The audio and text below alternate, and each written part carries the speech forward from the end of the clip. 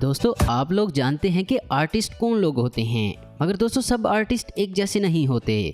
कुछ आर्टिस्ट ऐसे भी हैं जो ब्रश से बोर्ड पर पेंटिंग नहीं बनाते, बल्कि उनका आर्ट बनाने का तरीका सबसे अलग है। और आज हम आपको कुछ ऐसे ही आर्टिस्ट दिखाएंगे।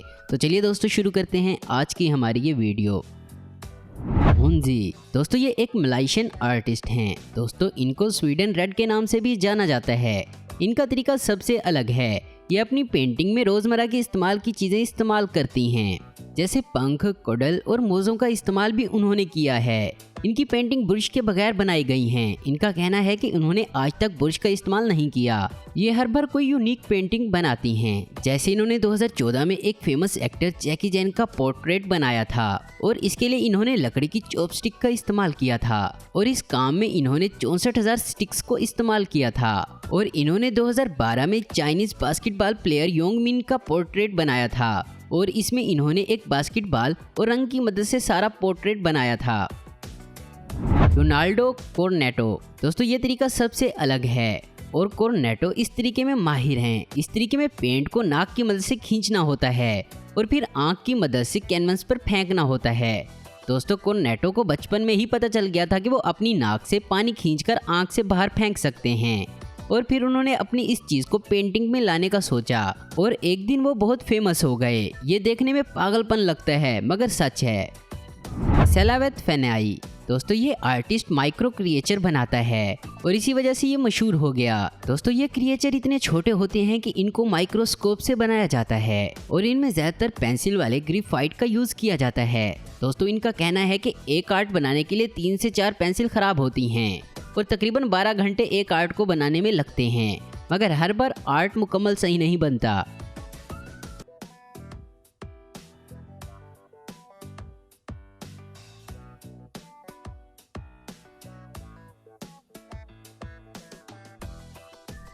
अलेक्जेंडर फेल्टो इनको लोग विल्स के नाम से जानते हैं और ये एक स्ट्रीट आर्टिस्ट हैं।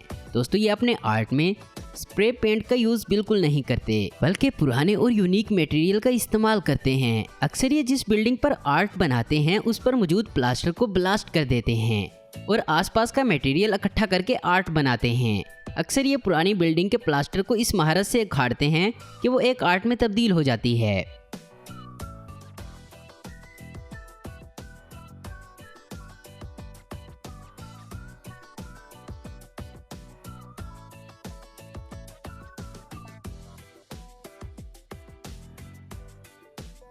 ली होंग बो दोस्तों चाइनीज आर्टिस्ट के ये स्कल्पचर देखें, ये सबसे अनमोल हैं। इनको जितना चाहे खींच सकते हैं। ये बहुत फ्लेक्सिबल हैं। दोस्तों ये स्कल्पचर पेपर्स की मदद से बनते हैं और इनमें आम पेपर का इस्तेमाल किया जाता है और एक स्कल्पचर के लिए हजारों पेपर्स यूज होते हैं।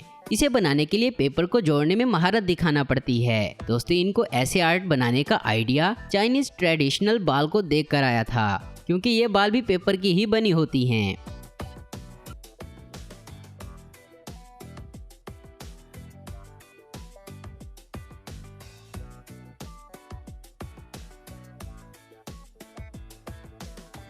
मुगल इंडारा दोस्तों आप पेपर पर कितनी देर लिख सकते हैं? हाँ कुछ देर लिखने से हाथ में दर्द होने लग जाता है, मगर इन आर्टिस्ट को ये बहुत पसंद है क्योंकि इनका काम ही ऐसा है। ये घंटों बैठकर पेपर पर डॉट्स बनाते हैं और इस तरह बनाते हैं कि एक आर्ट तैयार हो जाता है। इस तरह की आर्ट को पार्टलिरियम कहते हैं। ये बहुत मेहनत का काम है। दोस्तों मुगल रोजाना 6 से 8 घंटे ऐसे डॉट लगाकर पेंटिंग बनाते हैं और जब ये तैयार होती हैं तो काफी कमाल की होती हैं। इनकी सबसे फेमस आर्ट का नाम हीरो है, जिसमें इन्होंने अपने फादर की फोटो बनाई थी। इसमें 32 लाख डॉट लगाए गए और इसको बनाने के लिए 210 घंटे का टाइम लगा।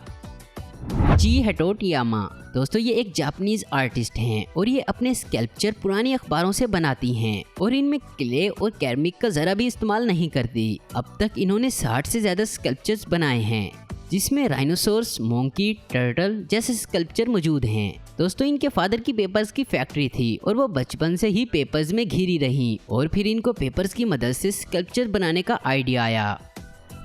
जिम डेरावेन दोस्तों ये एक अमेरिकन आर्टिस्ट हैं। वो 20 साल पहले एक बीच पर घूम रहे थे। उन्होंने सोचा कि बीच को किसी कैनवस की तरह इस्तेमाल किया जाए, तो उन्होंने आर्ट बनाना शुरू की और सबसे पहले एक फिश की आर्ट बनाई।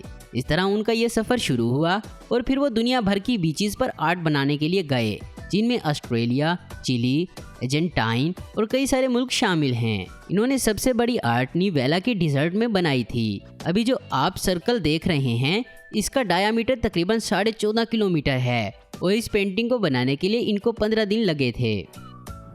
Debbie Smith. दोस्तों, डेबी स्मिथ एक मशहूर आर्टिस्ट हैं जो कि ब्रिटेन में रहती हैं। इनका तरीका भी सबसे अलग है। ये अपनी आर्ट में पेन और धागों का इस्तेमाल करती हैं। इनकी आर्ट को थोड़ा दूर से देखो तो लगता है कि ये पेन से बनाई गई है और देखने वाले जब करीब से देखते हैं तो हैरान रह जाते हैं।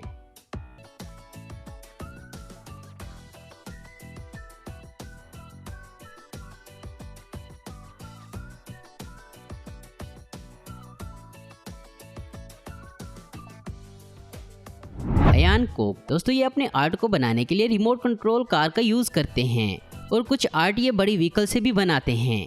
इनका काम देखने लायक होता है। इन्होंने इसकी शुरुआत 2007 में की थी। कई बार ये रिमोट कंट्रोल कार तो कई बार असली कार और कई बार अकेले टायर को पकड़कर पेंटिंग करने लगते हैं, जो कि सच में कमाल है। दोस्तों, आपको कौन से आर्टिस्ट का आर्ट सबसे ज़्यादा पसंद आया है, नीचे कमेंट्स करके हमें ज़रूर बताएं। उम्मीद करता हूं दोस्तों आपको ये वीडियो पसंद आई होगी। ऐसी इन्फॉर्मेटिव और इंटरेस्टिंग वीडियो देखते रहने के लिए हमारे चैनल आस्क मी इन्फो आपको ज़रूर सब्सक्राइब करें। अगर आपको हमारी ये वीडियो पसंद है तो इसे लाइक, कमेंट और शेयर करना मत भूलें। Thanks for watching.